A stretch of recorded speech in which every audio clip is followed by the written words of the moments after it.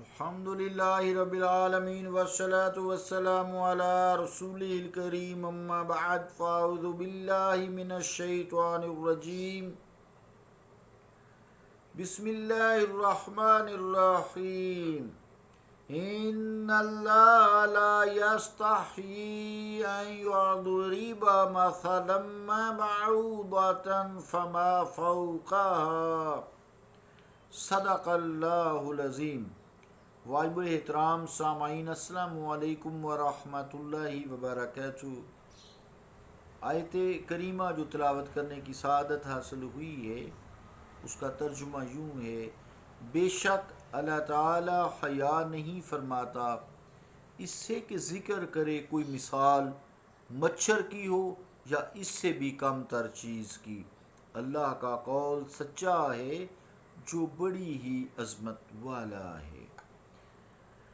عزیزان گرامی قدر، گفتگو چل رہی تھی اس بات پہ کہ جتنی بھی مخلوق ہے وہ سب اللہ تعالیٰ کی ذات و صفات کی پہچان ہے۔ اللہ تعالیٰ کی ذات و صفات کو سمجھنا چونکہ بہت مشکل ہے، تو اس کو مثالیں دے کر کسی طرح انسان کے ذہن میں اللہ کی ذات و صفات کے نور کو سمجھانے کے لیے انسان کے ذہن میں بات ڈالی جاتی ہے تاکہ وہ اللہ تعالیٰ کا قرب حاصل کر سکے۔ اس طرح جو لوگ صوفیہ اکرام، علماء خیر یا صوفی شاعر جو شعروں میں اس طرح کی مثالیں دیتے ہیں، جیسے تیلے کی تنکا جسے کہتے ہیں، خس جسے کہتے ہیں، پھر پانی، سمندر، آب، کوئی بھی چیز، ستارے، آگ، یہ سارے مثالیں دیتے ہیں، تو کم عقل لوگ جو قرآن و حدیث پڑھ کر بھی اس سے ناواقف ہیں، وہ کہتے ہیں جی یہ کیا مثال دی۔ تو جو آیت کریمہ میں نے پڑھی ہے اس میں اللہ بھی مثال دے کے بات کرتا ہے کہ ان اللہ لا یستحیی ان یضرب مثلا ما بعوضة فما فوقها، کہ بے شک اللہ تعالیٰ حیا نہیں کرتا کہ وہ مچھر کی سی مثال دے یا اس سے بھی کم تر حقیر چیز کی مثال دے۔ بات ایک ہی ہوتی ہے، اللہ نے بات وہی مچھر کی ہے، لیکن آیت کا اگلا حصہ ہے فَأَمَّا الَّذِينَ آمَنُوا فَيَعْلَمُونَ أَنَّهُ الْحَقُّ مِن رَّبِّهِمْ، تو بس وہ لوگ جو ایمان رکھتے ہیں وہ کہتے ہیں اللہ کا فرمان سچ ہے، بے شک مچھر کی مثال دی ہے۔ وَأَمَّا الَّذِينَ كَفَرُوا فَيَقُولُونَ مَاذَا أَرَادَ اللَّهُ بِهَذَا مَثَلًا، تو جو لوگ کافر ہیں وہ یہ پس کہتے ہیں کہ یہ اللہ تعالیٰ نے کیا ارادہ کیا یہ ایسی مثال دے کر، اعتراض کرتے ہیں اللہ کے مثال دینے پر۔ اللہ کریم فرماتا ہے یضل بہ کثیرا ویہدی بہ کثیرا، بات میں ایک ہی کرتا ہوں، اس سے کئی گمراہ ہو جاتے ہیں، زیادہ لوگ گمراہ ہو جاتے ہیں، اور کئی جو ہیں کثرت سے ہدایت یافتہ ہو جاتے ہیں، بات ایک ہی ہوتی ہے۔ وما یضل بہ الا الفاسقین، اور وہ شخص گمراہ نہیں ہوتے مگر فاسق جو ہیں، نافرمان، کہنا جو نہیں مانتے۔ تو وہ لوگ یہ اس بات پر غور کریں کہ ایسے اعتراضات پھر ہم اللہ پر بھی گھڑیں گے، استغفر اللہ معاذ اللہ۔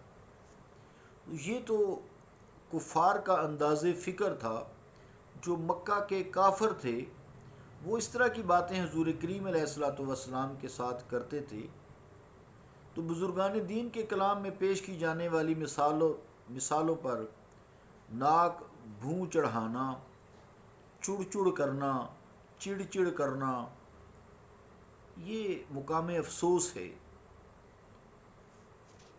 کیونکہ مثال دے کے بات کرنا، مثال دے کے سمجھانا، یہ تو سنت الہیہ ہے، اللہ تعالیٰ کی سنت ہے۔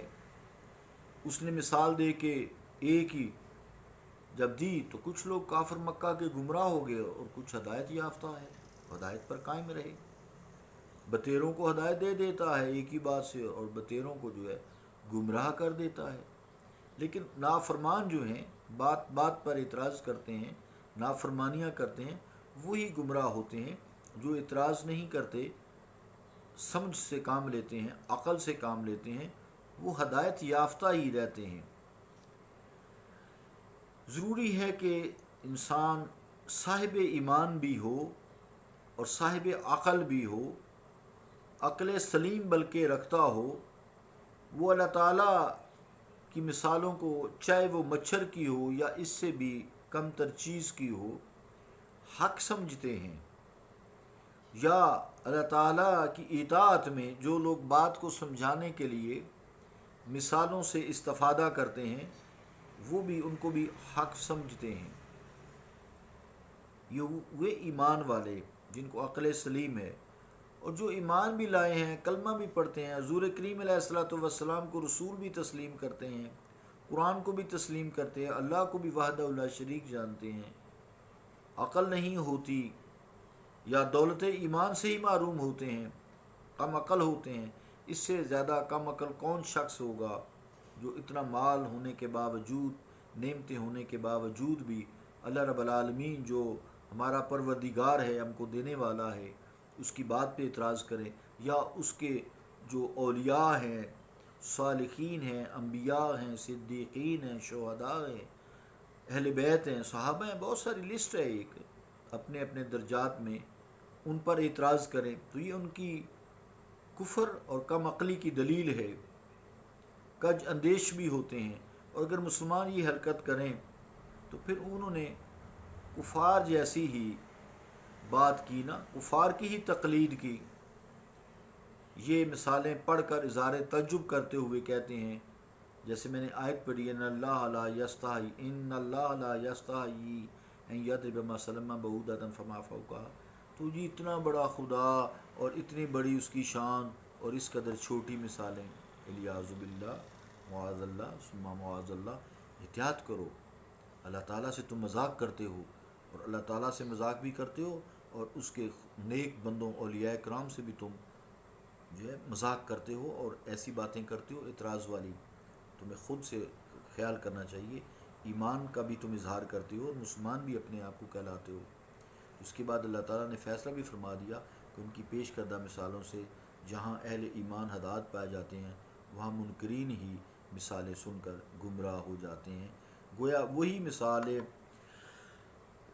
ایک طبقہ کے لیے سامان ہدایت ہوتی ہیں، جبکہ دوسرے طبقہ کے لیے سامان گمراہی بن جاتی ہیں۔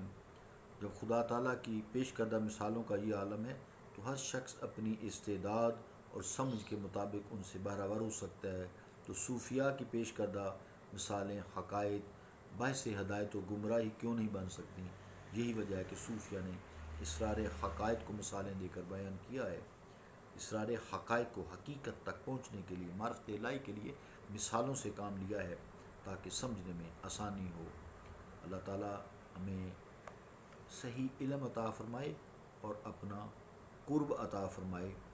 اس کے ساتھ ساتھ بعض جعلی صوفی بھی بنے بیٹھے ہیں نا، ان کو بھی تو ہم انکار نہیں کرتے، وہ بھی گمراہ ہی ہیں، وہ گمراہ ہیں، بس ایک روپ ڈھارا ہوا ہے۔